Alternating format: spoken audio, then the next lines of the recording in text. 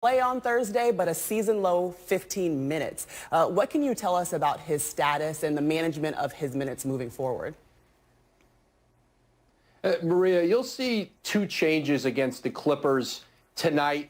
He'll play more than those 15 minutes.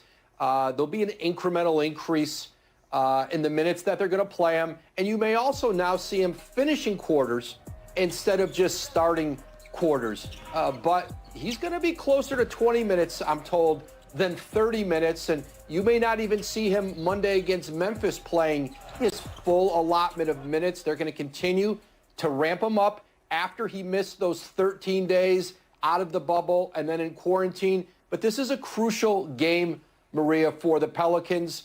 With Portland's win yesterday, with New Orleans' loss to Utah, this is a short season here in these seeding games, and they're going to put themselves in a very difficult position to get into a play-in against Memphis with a loss today against the Clippers, and then Monday they face the Grizzlies themselves. Yeah, Woj, and the Pelicans were really a possession away from a win against the Jazz. Imagine if Zion was just able to play a little bit more. All right, we'll keep checking in with you as you sit down there in the bubble. Stay safe, Woj. Thanks, Maria. All right, so we had a little bit of an update about Zion Williamson. I just want to remind everybody that there is a custom-tailored suit on the line here. Right, Jalen? Yes. If your Grizzlies make it into the playoffs, you get the suit, right? Mm-hmm. If the Pelicans make it, Jay Will gets the suit. Yes, that's correct. Whew, that's a lot going on right there. Do you believe still? I've allocated the dollars now, Jay Rose. I just want you to know.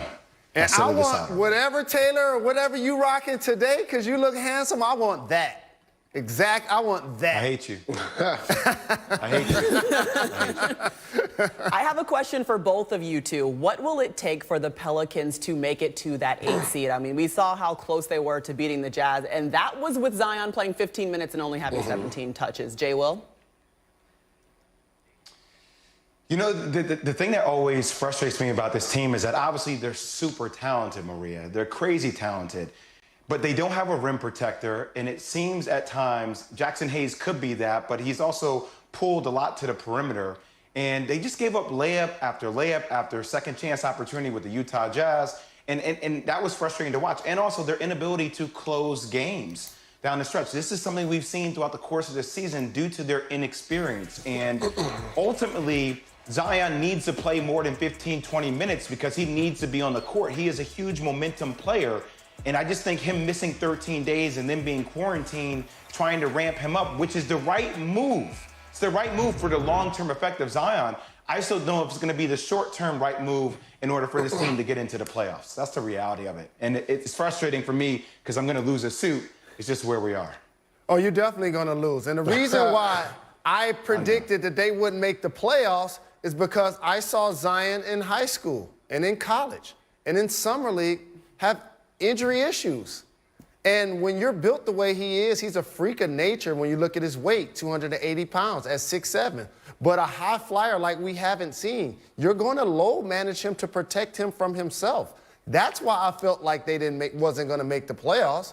And Jay, it's seeming like I'm closer to being right than wrong. However, New Orleans is doing something smart to build up Zion's confidence. They're not playing him a lot of minutes against the tougher teams.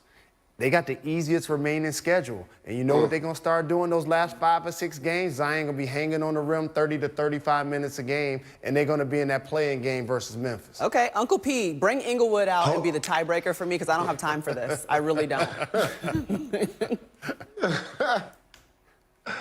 Oh, my God. Well, listen, in order for the Pelicans to make the playoffs, obviously Zion is going to have to play more minutes, but he got to play with more effort.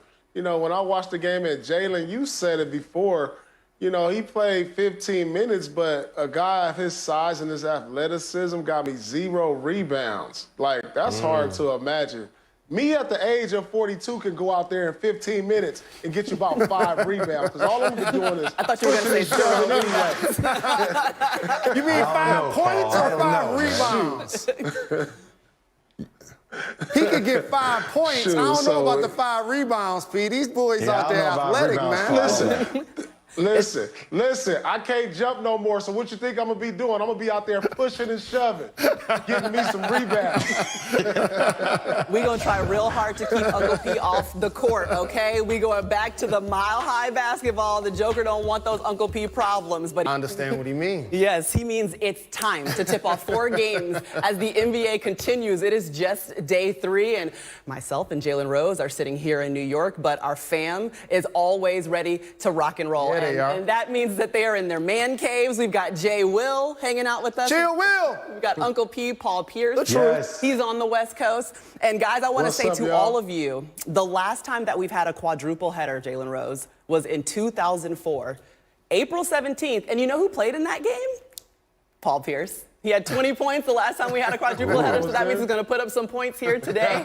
And I do want to get your thoughts on what we've seen so far, because we've seen, like I said, 8 different games. We've seen 2 overtimes. We've seen a lot of social activism. What stood out to you, Jalen? So Watching the prism of our society change via sports as a 47-year-old man, and understanding how Tommy Smith and John Carlos, the Ali Summit with Bill Russell, Jim Brown, Kareem Abdul-Jabbar, Mahmoud Abdul-Rauf, Colin Kaepernick, all basically had to crawl.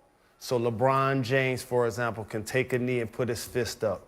So that Doc Rivers can talk about being on his knee almost 9 minutes and making you think about the fact that they're on a hardwood floor and it's hurting.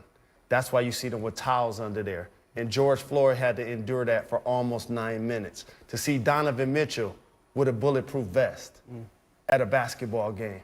And so those players initially that I mentioned in the 60s and the 70s and through Colin Kaepernick, they were vilified for their stance. Now these players are tolerated for their stance. I'm not going to say accepted. Sure. Tolerated. And that's what I got from this, and it's actually refreshing. yeah, and I can't wait till we get to a point where they're actually being uplifted for their stance as well. Jay Will, what stands out to you?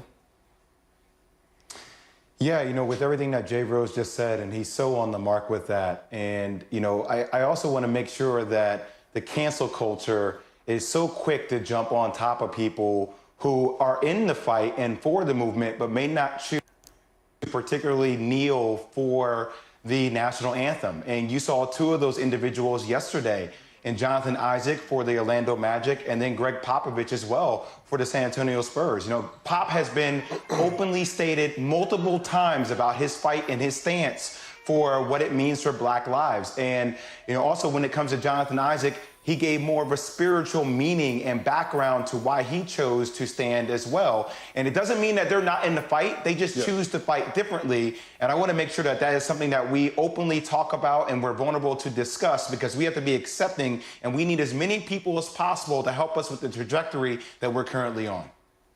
And also of note, we saw Becky Hammon, obviously the assistant for the Spurs. She was standing along with Greg Popovich.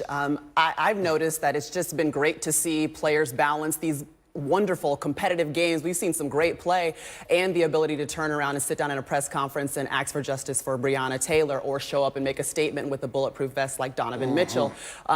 Let's talk about what you've seen, Paul, because number one, I know you wanted to see even more from your Celtics, and you weren't able to see that, but we've still seen some great games, Uncle P. I want to give you something to get excited about, so take me there. Ooh, yeah.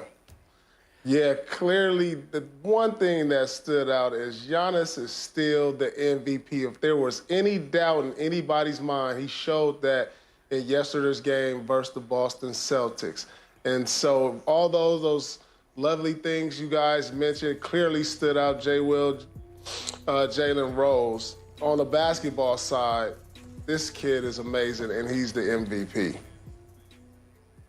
No question there. And obviously, Jay Rose was standing on the table for Giannis at a socially distant. I tried to tell y'all. I tried to tell y'all.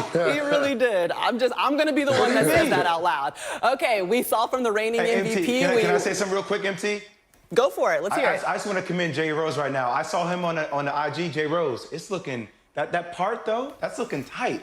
You bringing it today, big boy. You bringing it. That's looking We're impressive going to be on 10, 12 hours today. I had to throw it back to my childhood. I had to copy Nas a little bit. What about me? Can we just pause for a second? Green. Thank you. Looking like new money. Right. We don't come on here. New Let's not give a compliment to the one good woman on the Preach, show. preach. We don't do that, They Jay. all preach. All right, let's get it down. How to handsome the do they look with those letters. ties on? Look at those guys. I mean, I'm proud of them. They're in their man caves and they have ties. It must be because we have so many great games coming your way. We got some positionless basketball, good matchup here. You know, Bam Adebayo might be the most improved player. We talked about the Joker. Those are 2 of 4 players averaging 10 and 5 assists. Then the Jazz taking on the Thunder. It could be an intriguing first-round matchup in the postseason. They both rank top 3 in clutch time wins. Could we see another overtime? Then the Pelicans, the easiest remaining schedule in the league, but first they have to take on the Clippers. Zion Williamson, well, he'll look to play more tonight. Remember, only 15 minutes on Thursday and 17 touches in that game. And finally, it's the Lakers against the defending champion, Toronto Raptors. Jay Rose has a lot to say about them. Fun fact, though, Jalen, the Lakers have a 10-game losing streak.